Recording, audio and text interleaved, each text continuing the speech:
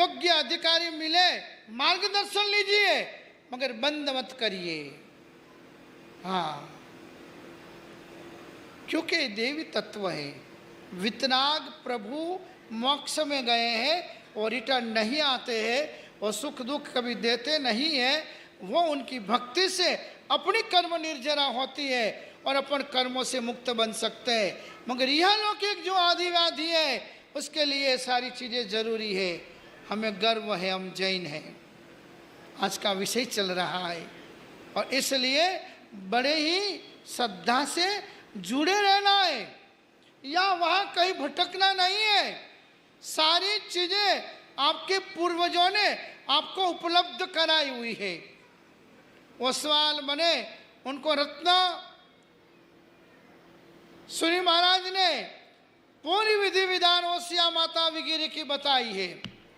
पार्श्वनाथ चरित्र पूरा पढ़ोगे तो मालूम पड़ेगा कि समस्त ओसवाल वंश की उत्पत्ति आचार्य रत्न चंद्र सूरी महाराज ने की हुई है।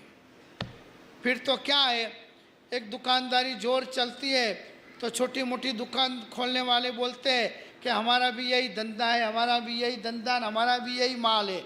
तो ऐसे माल लेने वाले बहुत मिलते हैं। बाकी वास्तव में ओसिया जी तीर्थ के अंदर उन रत्न शेखर सूरी महाराज ने ओसवालों का वंश की उत्पत्ति की, जिसका पूरा इतिहास जैनों ने नहीं, उस तीर्थ ने निकाला हुआ इतिहास है। आप पढ़िए, उसमें स्पष्ट लिखा है। उस ओसिया तीर्थ के ट्रस्ट ने निकाली हुई किताब के अंदर ओसवालों का पूरा इतिहास लिखा हुआ है। तो पुण्यवानों, यहाँ पर भी 500 चोरों के साथ प्रभाव चोरी करने आया, और यहाँ पर जम्बू कुमार अपने परिवार कुटुंब के साथ धर्म चर्चा कर रहे थे। उन्हें वैराग्य था, उन्हें संसार में डूबना नहीं था, उन्हें संसार से निकलना था। उन्हें मोह या सुंदरी उन्हें कोई फंसा नहीं पा रही थी। तब जम्बू कुमार रात को, मध्य रात्रि को भी उन 500 अपनी पत्नियों को धर्म की प्रेरणा दे रहे थे। छुपे हुए चौतरफ वो 500 चोर भी क्या कर रहे थे, सुन रहे थे। हो हम तो चोरी करने आए हैं, इसके यहाँ तो अढड़क धन संपत्ति के ढेर लगे हैं, और ये आदमी वैराग, ये आदमी दीक्षा लेने की, ये आदमी सारा त्याग करने की बातें कर रहा है। और उनको वैराग्य हो गया। 500 पत्नी, खोद, सास, ससुरा, सभी को सुबह एक साथ में दीक्षा। इतने सरल जीव थे, इतने भद्रिक जीव थे, इतने परमात्मा के रागी जीव थे, इतने परमात्मा के प्रति समर्पित जीव थे। वह यदि बोले कि हमें गर्व है कि हम जैन हैं, मगर जिन्हें एक बात छोड़ना यानी मरना, एक बात छोड़ना यानी उसको क्रोध और कसाई का दरिया टूट पड़े, ऐसे आदमी को कैसे गर्व हो सकता है। सबके लिए बोल रहा हूँ, जिस किसी के भी दिल में समाज में विद्रोह कराने की भावनाएं हैं, जिस किसी के भी व्यक्ति के दिल में समाज का अच्छा कोई काम होता हो और नहीं होवे, और जस ना मिले, कोई टिप ना लिखे, कोई उसमें लावा ना ले, ऐसी जो भावना हो, उसको कभी अधिकार नहीं है कि हमें गर्व है, हम जैन हैं। गर्व किसको होता है? गर्व उसको होता है कि जहाँ महावीर का नाम आता हो, जहाँ जैन धर्म का नाम आता हो, जहाँ दया, दान और मानवता की बात आती हो, और मन प्रफुल्लित बन जाए, मन खुशहाल बन जाए, तो समझना कि हमें गर्व है, हम जैन हैं। या तो एक तिथि वाले करे तो 2 तिथि वालों का पेट दुखता है, 2 तिथि वाले करे तो 1 तिथि वालों का पेट दुखता है। और आगे बोलूँ क्या? कुछ नहीं बोल लो क्या? ये पार्टी करे, उस पार्टी का पेट दुखता है। ये पेट दुखने का जहाँ तक चालू है, वहाँ तक धर्म नहीं है। धर्म वहाँ है, मेरा भगवान का नाम आया हो गया, मेरे गुरु का नाम आया हो गया, बस समझ लो आप तैर जाओगे और आप बोल सकते हो हमें गर्व है हम जैन हैं, हमें गर्व है हम मालानी वाले हैं, हमें गर्व है हम साचोरी वाले हैं, हमें गर्व है हम सिवानसी वाले हैं। फिर कोई कुछ भी बोले मगर हमारे धर्म की बातें, हमारे सस्ता की बातें हो रही है, हमें गर्व है। मगर उसने क्यों किया उसका मैं विरोध करूं, इसने क्यों किया उसका मैं विरोध करूं, वहाँ आपको कोई राइट नहीं है कि आपको जैन होने का गर्व हो सकता है। दंड प्रहारी, चिलाती पुत्र, वंकचूल जैसे भयंकर कोटि के अधर्मी आत्माएं हुए और जिन्होंने भगवान महावीर का और गुरुओं का संग कर लिया और अपने जीवन का परिवर्तन कर लिया है। पुण्यवानों महापुरुषों ने तो इस धर्म को जीवन के रंग के अंदर लाने के लिए क्या क्या नहीं किया है। यहाँ दिखा रहे कि महारानी मैनावती इतिहास का पात्र है।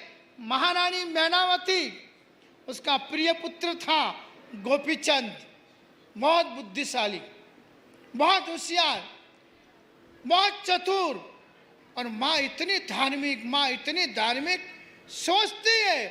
अभी तक मेरी सासू थी, मेरी सासू को भी 5 बेटे हैं, देवर जेठ कितने, मगर किसी ने संसार के अंदर कल्याणकारी काम नहीं किया।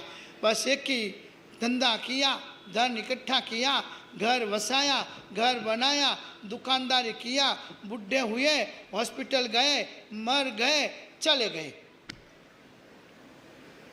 मगर ये मैनावती सोचती है महारानी मेरा प्रिय पुत्र बहुत बुद्धिशाली है, बस उसको तो ऐसी जगह बिठाऊं, उसको ऐसे संस्कार दूं, ऐसा उसका संस्करण करूं, ऐसा संस्करण काल के द्वारा मैं इसको कोई ऐसा समाज का एक बड़ा सूरज बना दूं। और माँ 24 घंटा उस गोपीचंद को अच्छी अच्छी बातें, अच्छे अच्छे संस्कार, अच्छा अच्छा उनको संस्करण देने में लग गई। और वो गोपीचंद मातृभक्त था। वो मातृभक्त होने से माँ की सारी प्रेरणाएं झेली, स्वीकार किया और वैराग्य की प्रेरणा को उसने झेल लिया। और माँ ने कहा बेटा सब धूल में मिलने वाला है।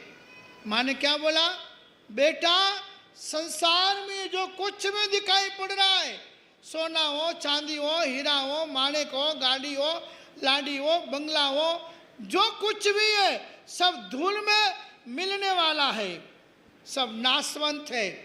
एक चीज, एक टुकड़ा भी साथ में चलने वाला नहीं है। ऐसे वैराग्य की प्रेरणा दिया और गोपीचंद को वैराग्य हो गया। और इतने बड़े राज दरबार का लड़का साधु संत बनकर निकल पड़ा। और इस तरह भर्तृहरि को भी वैराग्य हुआ, वो भी बहुत बड़े राजा थे, वो भी जंगलों में घूम रहे थे, अपनी साधना कर रहे थे। एक दिन अचानक भर्तृहरि और गोपीचंद दोनों का मिलन हो गया। दुनिया को पता नहीं कि ये गोपीचंद है और ये भर्तृहरि है, क्योंकि वो एकदम छुपे छुपे रहते थे।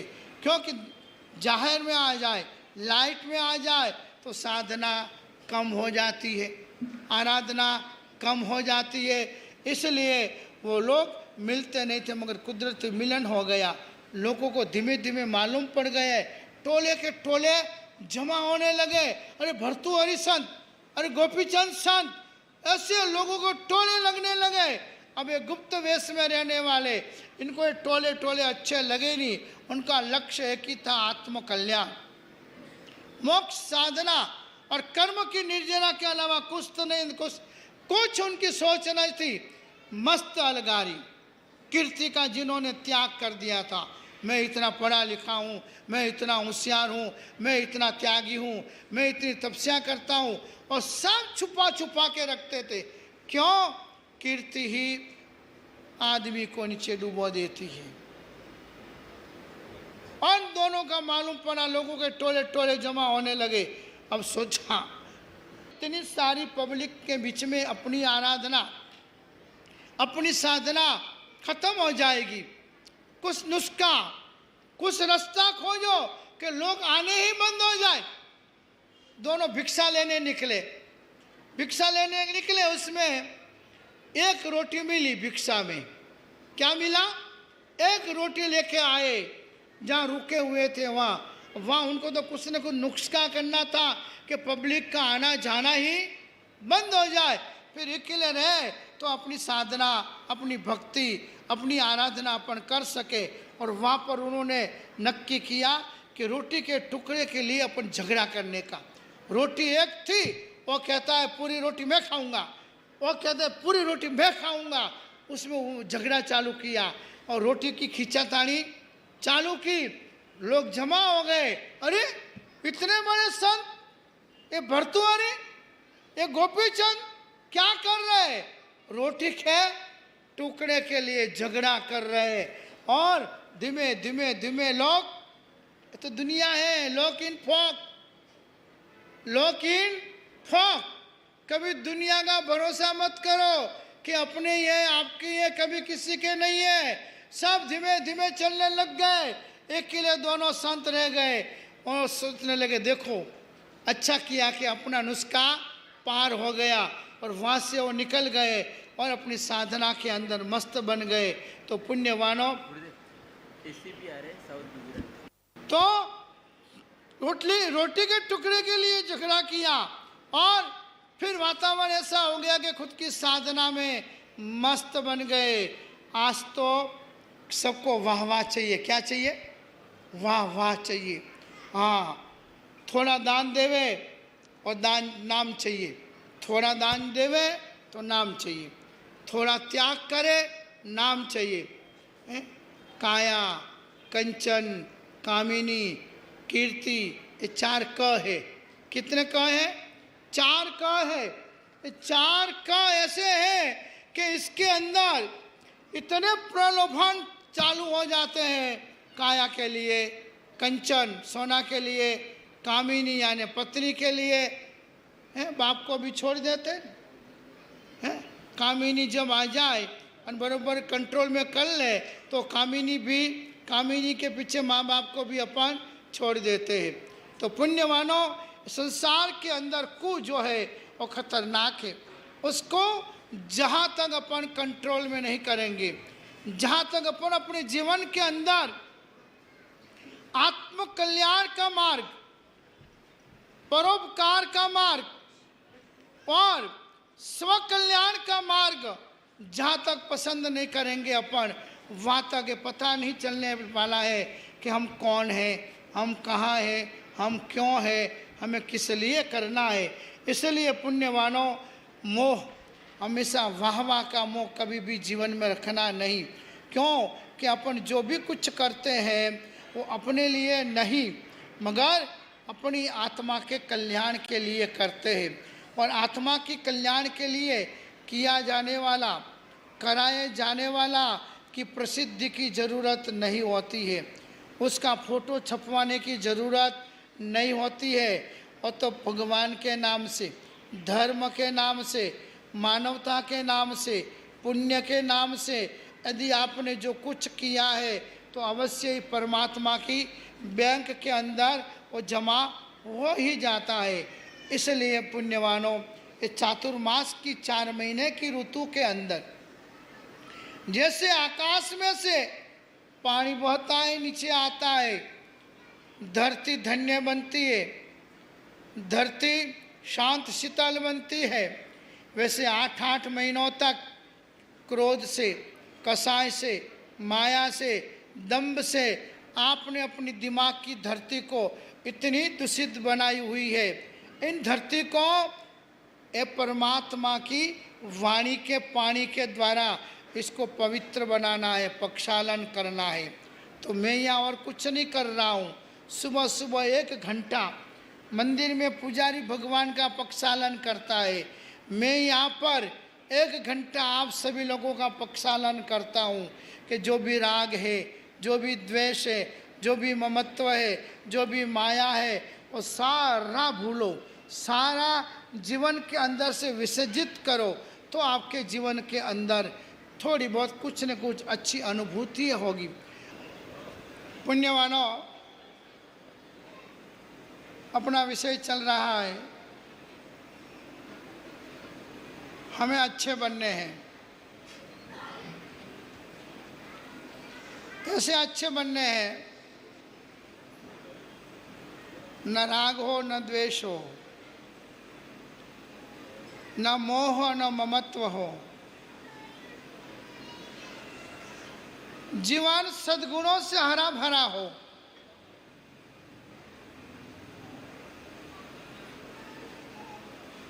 अंतर के आईने के अंदर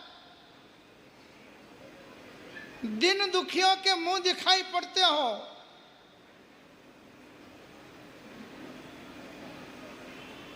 प्रभु की कृपा से मिली हुई शक्तियों का उनके आंसू लुछने के लिए मन के विचारों में निर्मलता आती हो, वैसे अच्छे बनना वो जैन कहे जाते हैं। जन यानी जनता। जन के ऊपर दो मात्रा लगती है, एक विनय की, एक विवेक की। कोई भी व्यक्ति हो जनता, यानी कोई भी व्यक्ति जनता, जनार्दन, मगर उसके ऊपर दो मात्रा लग गई, वो जैन कहा जाता है। यानी वो विनय वाला हो और विवेक वाला हो, वो कर्मवीर हो, वो धर्मवीर हो, वो दानवीर हो, वो त्यागवीर हो। ऐसा जो व्यक्ति होता है ने, वो जैन कहा जाता है। इसलिए यहाँ अपनी बात चल रही है कि जीवन तो बहुत सारे लोगों को मिल जाता है, मगर बहुत सारे लोग थू और फू के अंदर, फैशन और व्यसन के अंदर, होटल और बोतल के अंदर टोटल पूरा कर देते हैं।